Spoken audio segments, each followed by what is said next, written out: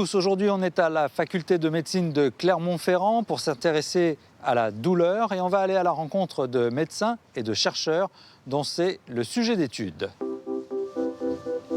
Pour comprendre ce que l'on appelle la douleur chronique, celle qui s'installe dans le temps, je me rends au centre d'évaluation et de traitement de la douleur afin d'y rencontrer le docteur Delage. Je vais appliquer du froid ici. Est-ce que vous sentez? Plutôt par là. Dans la même région, on va passer comme ça ce rouleau de chaud. Il peut y avoir une zone comme ça qui est plus douloureuse. Alors, à pas l'application douloureux, du chaud. mais plus sensible ici. C'est plus sensible ici. Qu'est-ce que la douleur? La douleur, c'est un signal d'alarme qui permet de protéger l'organisme et de mettre ensuite des mesures de protection. Et le corps va se mettre en protection par rapport à une douleur. Par exemple, si on s'expose la main à du chaud, vers le four, on va tout de suite retirer la main. Et donc, le signal de la douleur est un signal d'alarme. Il y a un deuxième type de douleur qui sont les douleurs chroniques.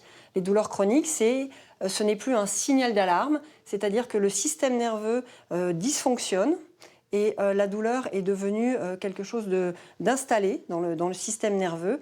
Et ce n'est plus un signal d'alarme, c'est-à-dire que ce n'est pas parce qu'on va retirer la main du danger ou qu'on va bloquer son dos et ne plus bouger qu'on va avoir moins mal. Au contraire, il y a ces attitudes au contraire de retrait qui vont avoir malheureusement tendance à majorer la douleur. Est-ce que c'est douloureux, ça, Non. si je répète comme ça, 3 fois? Et est-ce que c'est douloureux si, par contre, ici... Oui. On ne peut pas concevoir qu'une personne puisse souffrir alors qu'on a des outils potentiels pour essayer de limiter cette douleur.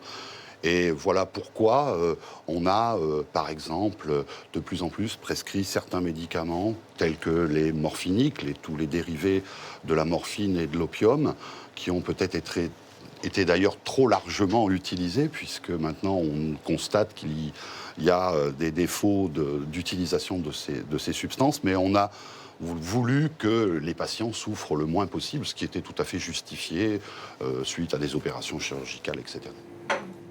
Morphine, opium ou paracétamol, il n'y a pas beaucoup de médicaments pour lutter contre la douleur. Ici, à Clermont-Ferrand, on recherche de nouvelles molécules et on veut limiter les doses prescrites. Sous le microscope électronique, le bout de la pipette mesure à peine 1 micron, 1 millième de millimètre. Mathieu Melaine, on s'est rapproché au plus près de la cellule. Pourquoi et qu'est-ce que vous espérez trouver? Alors ici, c'est une technique qu'on appelle une technique d'électrophysiologie qui va nous permettre d'enregistrer l'activité électrique des cellules. Donc à l'aide d'une pipette, on va aller contacter la cellule, rentrer à l'intérieur et on va pouvoir estimer les courants qui passent de part et d'autre de cette cellule. Qu'est-ce que ça apprend sur la douleur? Alors, ça va nous permettre d'étudier l'activité neuronale et surtout de tester des molécules à potentiel antalgique qui vont pouvoir réguler l'activité électrique de ces cellules et au final inhiber les comportements douloureux. Dans les mécanismes de la douleur qui nous font tant souffrir, le cerveau n'est pas innocent. Avec son microscope, Youssef Essouni en fait une cartographie. Qu'est-ce que vous voyez à la fois dans votre microscope et sur cet écran? Là, j'ai des tranches de cerveau de souris dans lesquelles j'ai fait un marquage qu'on appelle hybridation in situ. On marque en fait les acides nucléiques qui codent pour certains canaux ioniques qui sont spécifiques. Ça dit quoi sur l'écran alors? Un canal ionique, c'est quoi? C'est un pore de protéines. En fait, c'est des protéines qui forment un petit pore à la membrane de la cellule. C'est presque comme un ordinateur où on utilise un port, c'est une porte d'entrée? Exactement, c'est une porte d'entrée ou de sortie. Voilà. Et donc, du coup, là, avec le code couleur, je peux dire sur une structure, par exemple, de cerveau, ici, l'hippocampe, est-ce que j'ai les 2 canaux qui sont colocalisés dans la même neurone ou pas?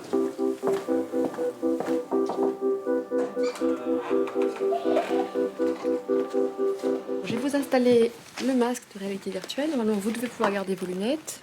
Les nouveaux outils de lutte contre la douleur font désormais appel au monde du numérique. Et il semble que déjà,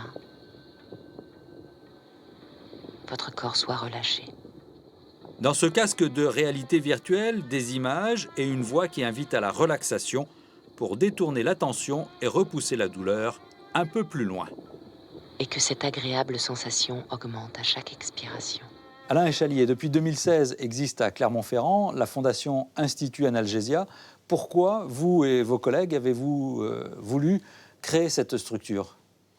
On a créé cette structure déjà dans la continuité d'un cluster privé-public qui s'appelait Analgesia Partnership Et puis on a voulu la créer avec l'idée qu'on devait d'abord soutenir la recherche sur la douleur, en particulier la douleur chronique, qui est un vrai problème de santé publique, puisque 25 à 30% d'adultes sont atteints de douleurs chroniques pendant plusieurs mois, voire des années. Et puis aussi parce qu'on avait le sentiment que la recherche, en particulier sur les médicaments antalgiques, était à une période difficile et qu'il fallait optimiser les choses. Et vous faites appel au mécénat? On fait appel au mécénat en sensibilisant les entreprises à cette problématique et la douleur chronique, et les gens en général sont très sensibles à ça, et ça rentre tout à fait dans la dimension RSE à laquelle ils ont obligation. Merci Alain Échalier. À présent, vous avez rendez-vous avec votre information en Auvergne.